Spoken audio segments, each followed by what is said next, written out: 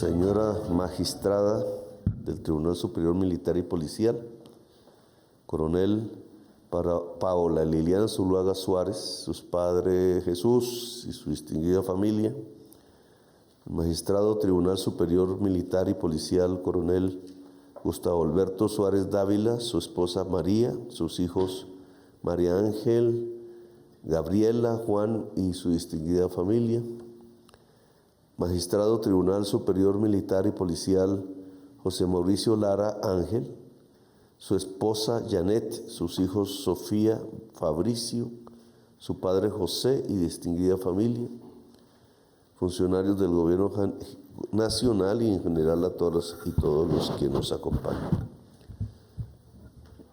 El tema de la justicia penal militar ha sido desde hace décadas uno de los ejes del debate nacional. Épocas difíciles, como han sido todas las de Colombia, disculpen, como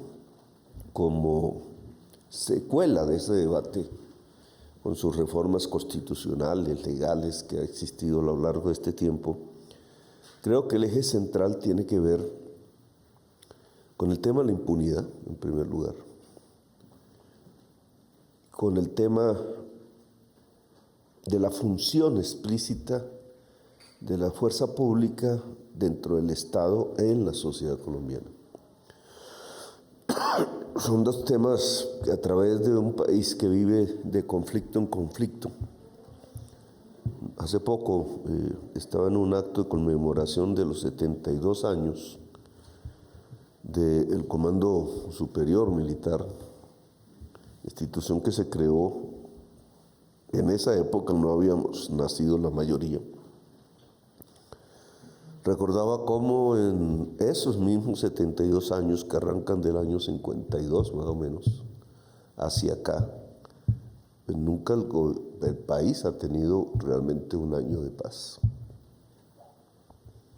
Son 72 años continuos de conflicto, que ha cambiado en sus fases, en su esencia. Mirar cómo son esos cambios es fundamental para el quehacer de una política pública. No es lo mismo lo que había en Colombia en términos de conflicto en el año 52, 53, que lo que existía en el año 82, 83, o lo que existe hoy. Son conflictos que, a pesar de nacer el uno del otro, tienen esencias diferentes e implican políticas públicas diferentes si no se quiere errar. El objetivo de la política pública tiene que ser que no siga ese conteo de años, sino que el país pueda entrar en una era de paz, que decía en ese discurso, dentro de 72 años los que gobiernen a Colombia y su sociedad puedan decir no que otros 72 años más de conflicto para completar casi siglo y medio de matarnos entre nosotros, sino de que la sociedad pudo superar esa fase y que son 72 años de paz. Ojalá se pudiera afirmar eso dentro de un tiempo. Ya no seremos nosotros, ninguno, quienes hoy de niños, de jóvenes, tienen que tomar las riendas de Colombia. El tema de la impunidad, indudablemente, yo creo, se ha convertido en el principal tema de Colombia. No se puede hablar de un cambio, como rezan las consignas y la voluntad política de este gobierno, si la impunidad continúa. La impunidad no es solamente sobre el ladrón del barrio, sobre el que se roba un celular a estas horas en alguna calle de Colombia, sino que la impunidad nace como un sistema. No es una ineficiencia simple del Estado, no es porque el Estado no es capaz, sino porque se ha construido como una política implícita el que los grandes hechos de corrupción, que en el fondo todos estos hechos son de corrupción, no se no llegue en su proceso judicial a resultados en donde los criminales sean procesados realmente. Criminales que son poderosos, y ahí el tema, que han tenido poder político o lo tienen aún, poder militar, que han tenido poderes económicos todavía por encima de los demás, y que al utilizar el crimen como un sistema de enriquecimiento, de acumulación de poder, terminan influyendo en las instancias de la justicia, cooptándolas en donde lo necesitan para no ser juzgados. Y esa impunidad se va a través del tiempo, se va fortaleciendo como un sistema y se transforma en una cultura, sistema y cultura. El gran delincuente sabe casi con certeza que no será juzgado. Uno de los hechos que sorprende de las confesiones recientes de Mancuso ante la Justicia Especial para la Paz, otro tribunal creado intentando salir de la violencia a través de algo que se llama la verdad. La impunidad lo que ciega es la verdad. Provocó indudablemente titulares de prensa. El contenido de ese tipo de declaración es espeluznante si uno las evalúa. Algunos dirán que no es cierto, otros que sí. De todas maneras es una confesión judicial, so pena de una serie de pérdidas en términos de beneficios jurídicos que no cualquier ser humano asumiría solo para decir unas mentiras. El costo de eso sería enorme para su propia existencia. Y por tanto, la presunción de verdad ante el Tribunal de Justicia Especial es alta, sin que seamos nosotros los que dictaminemos, al final son los jueces. Pero lo que más llama la atención es la falta de sensibilidad de la sociedad. En cualquier otro país, cualquiera, esas declaraciones hubieran provocado que millones de personas salieran a las calles a demandar un cambio real de las instituciones que allí salen salpicadas por el horror, por el genocidio. Es que es un genocidio cometido desde el Estado. Y explica por qué nosotros no logramos resolver los problemas de violencia entre la sociedad.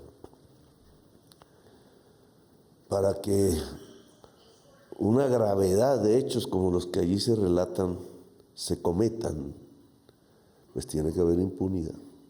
Tiene que haber un sistema de impunidad construido de manera predeterminada para continuar con esa labor de genocidio y de terror sobre el pueblo. Indudablemente esa no es la función ni del Estado civil ni del Estado militar. La Constitución ordena otra cosa. Es un delito lo que allí aparece, cualquiera que sea la magnitud de esa verdad que ya determinarán los jueces. Lo que allí aparece son crímenes de lesa humanidad, crímenes que quizás en gravedad no han sido cometidos en ningún rincón de América en las últimas décadas. Es una crisis humanitaria. Claro que tendríamos que ser procesados por la Corte Penal Internacional, que sería la instancia, para medir este tipo de delitos si la justicia colombiana no puede o no quiere, como reza el Estatuto de Roma, que nosotros ratificamos. Por tanto, el esfuerzo de acabar la impunidad se vuelve fundamental para la paz y para el buen vivir de las generaciones siguientes en Colombia. Romper ese velo es fundamental. Claro que hay mucho poder en contra de que eso ocurra. Y se pone en peligro incluso la Constitución de Colombia, con tal de que ese velo no corra. A ustedes les queda un pedacito de esfuerzo, que no es propiamente de la justicia penal militar, porque esa fue ya la conclusión del debate nacional. Son otras instancias judiciales, pero parcialmente sí tiene que ver. Y tiene que ver con el hecho de qué clase de fuerza pública es la que necesitamos. Si esas que han corrido por los tiempos de la violencia desde hace 72 años, como la policía municipal, a la que apellidaban de Churavita, que desapareció como institución, indudablemente. Bueno, no pudo superar ese conflicto de aquella época, se volvió un instrumento de partidos para matar a los otros de los otros partidos. La inteligencia SIC, por ejemplo, se llamaba, que no sobrevivió como institución tampoco, porque igualmente hizo parte de ese conflicto como parte partidista y ayudó a matar colombianos en vez de construir justicia. Indudablemente no es ese tipo de fuerza pública la que hoy necesitamos.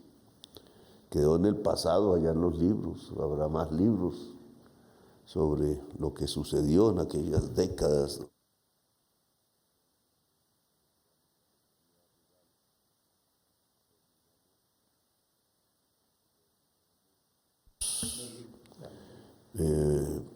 Con 300,000 muertos en los campos de Colombia, según las estadísticas que han salido de ello, un genocidio.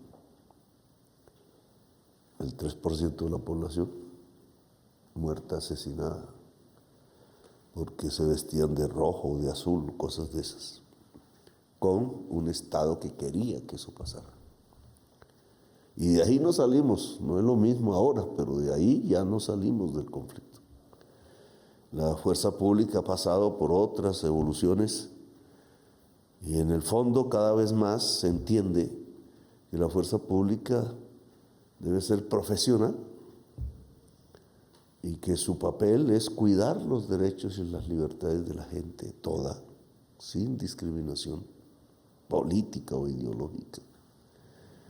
Y que, como ya decimos en este gobierno, lo que estamos necesitando es una fuerza pública al lado de la ciudadanía, una alianza con el pueblo que implica unos comportamientos en el territorio transparentes, de absoluta confianza con la gente, esa confianza que hay que ir construyendo, que se ha dañado de vez en vez por hechos lamentables. A la policía le tocó hace 2, 3 años una caída de imagen estruendosa. El ejército, como sucedió en la primera violencia de hace 72 años, tuvo actitud prudente y en cierta forma eso le sirvió para estar en una alta calidad de visión por parte de la ciudadanía. Entonces la alianza con la población, con sus derechos, es fundamental, sin distingos, los derechos de todas las personas en un territorio concreto, en medio de conflictos que indudablemente esas personas tienen entre sí, que se derivan incluso en ciclos familiares de venganza. No estaba equivocado García Márquez cuando decía que nos matamos es por orgullos. Cuando uno va a lo concreto de la violencia en un territorio, encuentra esos ciclos de venganza que durante décadas van pasando y usan las estructuras nuevas del crimen para ajustar cuentas, por ejemplo. Pero esa conflictividad de la sociedad, que a veces tiene que ver por problemas sociales, por problemas del agua, por ejemplo, de linderos, de viejos amores y desprecios a veces, toda esa conflictividad tiene que tener un trámite pacífico. La conflictividad siempre existirá, pero el trámite pacífico es esencial. Y entonces la conducta de la fuerza pública en el territorio necesita de un examen permanente de una veeduría permanente para que la fuerza pública no se inmiscuya en los procesos de violencia, sino que ayude a solucionarlos. Y así es como se puede ir construyendo la paz. Entonces, una fuerza pública transparente y limpia frente a los grandes problemas de corrupción que indudablemente la prensa nos va mostrando existen, o a los grandes conflictos sociales en el territorio, es fundamental, porque es la garantía de la paz. Esa alianza con los derechos y las libertades de la gente, toda es fundamental. Y la justicia allí, que llamamos penal militar, pues tiene un papel que cumplir indudable de corrección, de sanción si es el caso, de justicia, porque a veces la acusación no es cierta y es la verdad la que importa, no el acomodamiento ideológico de una circunstancia determinada. Entonces esa es, digamos, esperamos de ustedes sus tareas. Todos ustedes, yo no los conozco personalmente, fueron seleccionados a través de un proceso que creemos pues transparente, de hojas de vida, de entrevistas, de mirar el perfil de lo que ha sido la carrera de ustedes y de ver que esa carrera ha sido llevada de tal manera que nos puede ayudar en esto de construir una fuerza pública profundamente transparente y respetuosa de los derechos humanos y por tanto constructora de la paz. Así que los felicito en su nueva actividad. Espero que les vaya muy bien. Buen viento y buena mar. Gracias.